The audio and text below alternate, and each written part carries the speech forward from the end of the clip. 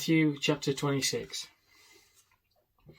Now it came to pass, when Jesus had finished all these sayings, that he said to his disciples, You know that after 2 days is the Passover, and the Son of Man will be delivered up to be crucified. Then the chief priests, the scribes, and the elders of the people assembled at the palace of the high priest, who was called Caiaphas, and plotted to take Jesus by trickery and kill him. But they said, Not during the feast, lest there be an uproar among the people. And when Jesus was in Bethany, at the house of Simon the leper, a woman came to him having an alabaster flask of very costly fragrant oil, and she poured it on his head as he sat at the table. But when his disciples saw it, they were indignant, saying, Why this waste? For this fragrant oil might have been sold for much and given to the poor. But Jesus was aware of it. He said, Why do you trouble the woman? For she has done a good work for me. For you have the poor with you always, but me you do not have always. For in pouring this fragrant oil on my body, she did it for my burial. Assuredly I say to you, wherever this gospel is preached in the whole world, what this woman has done will also be told as a memorial to her.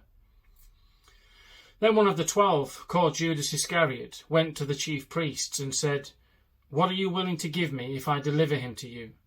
And they counted out to him 30 pieces of silver. So from that time he sought the opportunity to betray him.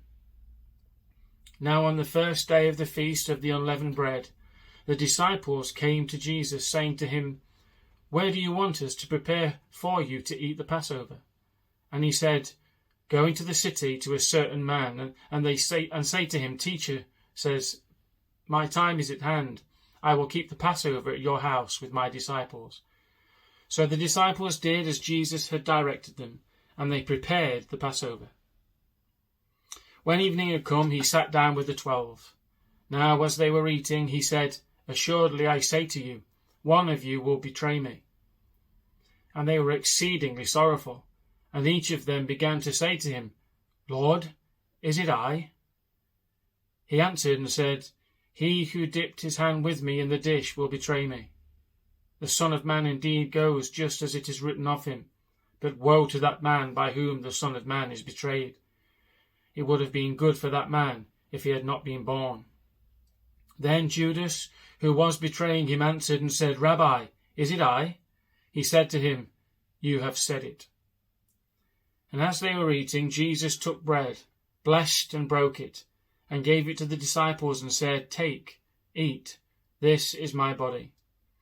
Then he took the cup and gave thanks, and gave it to them, saying, Drink from it, all of you, for this is my blood of the new covenant, which is shed for many for the remission of sins. But I say to you, I will not drink of this fruit of the vine from now until that day when I drink it new with you in my Father's kingdom.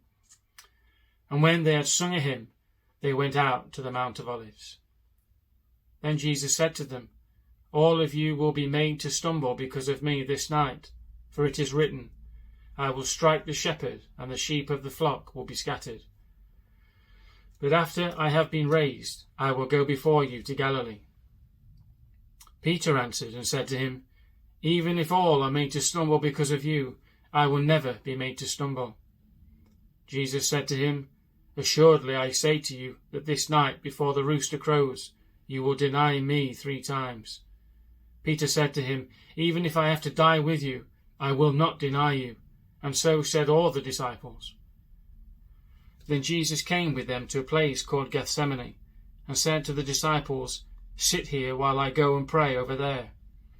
And he took with him Peter and the 2 sons of Zebedee, and he began to be sorrowful and deeply distressed. Then he said to them, My soul is exceedingly sorrowful, even to death. Stay here and watch with me. He went a little farther and fell on his face and prayed, saying, O my Father, if it is possible, let this cup pass from me. Nevertheless, not as I will, but as you will. Then he came to the disciples and found them sleeping, and said to Peter, What? Could you not watch with me 1 hour? Watch and pray, lest you enter into temptation. The spirit indeed is willing, but the flesh is weak." Again, a second time he went away and prayed, saying, "O my Father, if this cup cannot pass away from me unless I drink it, your will be done." He came again and found them asleep, for their eyes were heavy. So he left them, went away again, and prayed the third time, saying the same words. Then he came to his disciples and said to them, "Are you still sleeping and resting? Behold, the hour is at hand, and the Son of Man is being betrayed into the hands of sinners. Rise, let us be going. See, my betrayer is at hand." And while he was still speaking, behold, Judas, one of the 12, with a great multitude with swords and clubs, came from the chief priests and elders of the people. Now his betrayer had given them a sign, saying, "Whomever I kiss, he is the one, seize him." Immediately he went up to Jesus and said, "Greetings, Rabbi," and kissed him.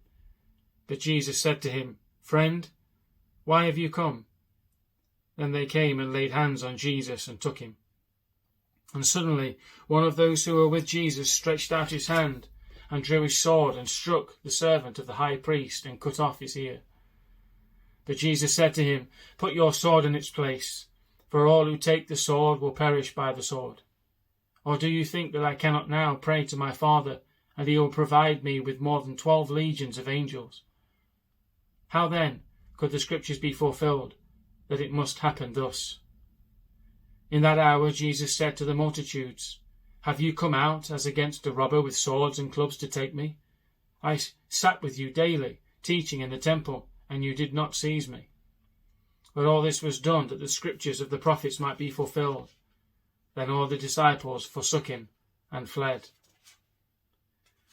And those who had laid hold of Jesus led him away to Caiaphas the high priest, where the scribes and the elders were assembled. But Peter followed him at a distance to the high priest's courtyard, and he went in and sat with the servants to see the end. Now the chief priests, the elders, and all the council sought false testimony against Jesus to put him to death, but found none. Even though many false witnesses came forward, they found none. But at last 2 false witnesses came forward and said, "This fellow said, I am able to destroy the temple of God and to build it in 3 days." And the high priest arose and said to him, "Do you answer nothing? What is it these men testify against you?" But Jesus kept silent. And the high priest answered and said to him, "I put you under oath by the living God. Tell us if you are the Christ, the Son of God." Jesus said to him, "It is as you said. Nevertheless, I say to you, hereafter you will see the Son of Man sitting at the right hand of the power and coming on the clouds of heaven." Then the high priest tore his clothes, saying, "He has spoken blasphemy. What further need do we have of witnesses? Look, now you have heard his blasphemy. What do you think?" They answered and said, "He is deserving of death." Then they spat in his face and beat him, and others struck him with the palms of their hands, saying, "Prophesy to us, Christ. Who is the one who struck you?" Now Peter sat outside in the courtyard, and a servant girl came to him, saying, "You also were with Jesus of Galilee." But he denied it before them all, saying, "I do not know what you are saying." And when he had gone out to the gateway, another girl saw him and said to those who were there, "This fellow was also with Jesus of Nazareth." But again he denied with an oath, "I do not know the man." And a little later those who stood by came up and said to Peter, "Surely you also are one of them. Your speech betrays you." Then he began to curse and swear, saying, "I do not know the man." Immediately a rooster crowed. And Peter remembered the word of Jesus, who had said to him, "Before the rooster crows, you will deny me 3 times." So he went out and wept bitterly.